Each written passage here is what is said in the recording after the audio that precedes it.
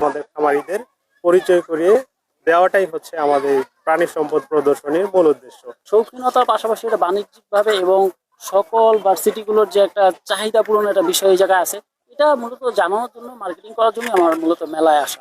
আর মেলায় আসার পর টিউনো ম্যাম যে ধরনের আশ্বাস দিলেন, বা আমাদের ডক্টর কামরুজ্জামান স্যার প্রাণী সম্পদ অধিদপ্তরে উনি যে ধরনের আশ্বাস দিলেন, তাতে ইনশাল্লাহ আমরা এই দামটা এই জায়গা থেকে আমারটা একটা ভালো জায়গায় নিতে পারবো ইনশাল্লাহ।